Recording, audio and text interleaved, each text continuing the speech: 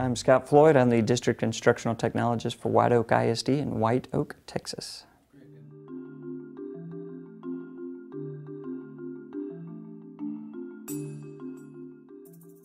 Mobile devices is actually becoming a very important part in Texas as funding decreases. Even our state education agency realizes the importance of students bringing their own devices to school to basically cover the funding gap that they failed to provide for us. So that's the only way the students are going to be able to have a one-to-one situation in most school districts in Texas. So now, as a technology department and a curriculum department, both, we have to adjust to that, and we're trying to stay ahead of the curve. Across the state of Texas, it's actually been pretty taboo for students to bring theirs in. You know, it's a pretty conservative part of the nation, and they have a strong belief on filtering everything and controlling a lot. And that's actually loosened over the past 3 or 4 years. Our district has been one of those out front, attempting to filter less, allow our students and our staff to monitor more, and then we just trust our students to do the right thing when they bring their devices to school and to access our network and the internet at the appropriate times of the school day, because learning takes place at any time. So we want to be able for them to have a device to pull that off. And other school districts in the state of Texas are starting to see the positives from that.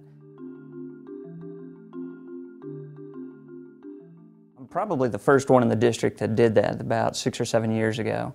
I was the gifted and talented director for the middle school campus, and the students just didn't have the access to the equipment to do the research they needed for the projects that we were doing. We were doing performance-based, project-based learning, and that's how they were being assessed for the classroom. We were doing a pilot for the state at the same time. So for them to do a better than adequate job with their project, they needed that access. So the students would bring their own laptops.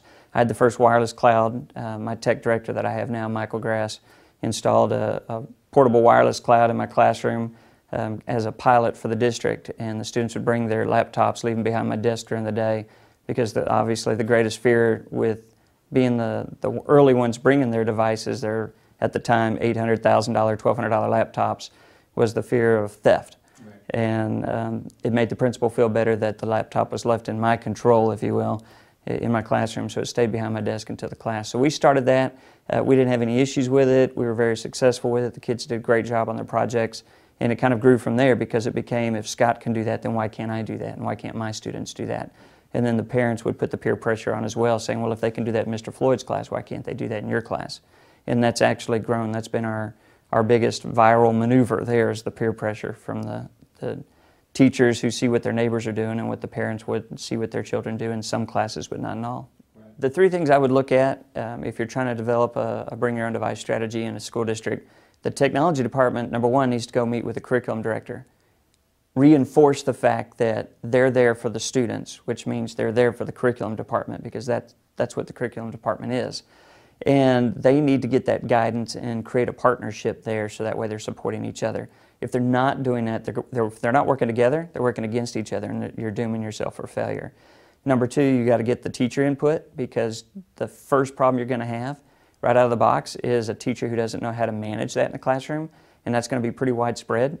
And if you can't do that, then you're going to have teachers that choose to not let them use them.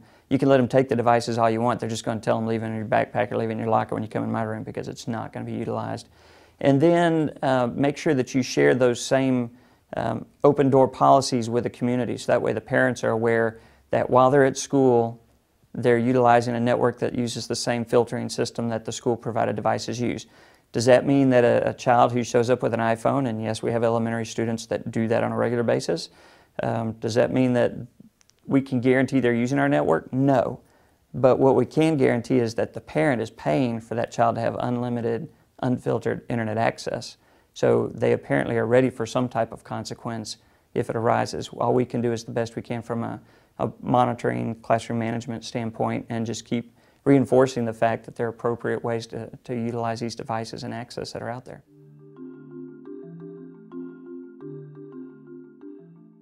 The digital divide issue is one my superintendent is always concerned with. We've talked about letting all the kids bring their devices and making a concerted effort to push that in the community to encourage it on a regular basis. And his concern is, well, what about the kids that have nothing?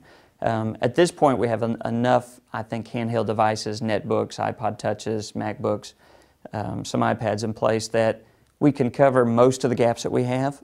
There are more cheaper devices coming out that will still access the internet and do the things that the kids want to do, because we have so much web-based in our school district.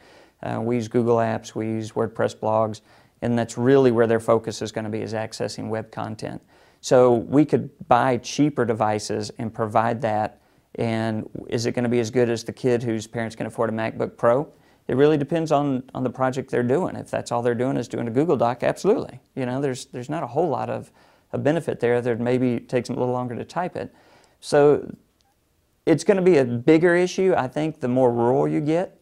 And that's really, to me, that's our biggest problem, is we have a huge divide in the rural areas because they don't have the high-speed access that the suburban and the urban districts have. And there's no interest in running fiber out there to get them that high-speed access or to put in more cell towers, because of the fewer number of students that live out there. There's a high cost for that. So those people, those companies, don't see a good return on investment for it. In White Oak ISD, one thing you're going to notice is something that really ticks off a lot of tech directors, and that's that we align everything in the technology department under the curriculum and instruction umbrella. And that includes the tech director who handles the network, the technician who goes out and does our repairs. Everything aligns under there, and we meet weekly with our curriculum director to make sure that everything we're doing aligns with her ideas, and that her future ideas that we're prepared for and we're capable of helping her pull those off. So our acceptable use policies that we have in place, and we only have one. We're not a district that says, okay, now we have Facebook out there and we need to create a policy for that. We have a very broad, do the right thing type of policy. We list the fact that we know you're going to have access to these tools both in hardware form and software form, and we know that you're going to be using them in the classroom, and we know you're going to have access to them outside of the classroom but still on school grounds. And the goal is that you use them in an appropriate fashion. And we don't get a whole lot of detail into that, because it really starts to pigeonhole what you can and can't do if you do have a problem, because it's too easy for somebody who's looking to create trouble saying, you didn't mention that in the AUP, so why are you getting on to me? So if you have a more general statement, our attorney actually is a lot more comfortable with that, because as he says, you know, it gives you a lot broader spectrum to be able to handle issues when they come up.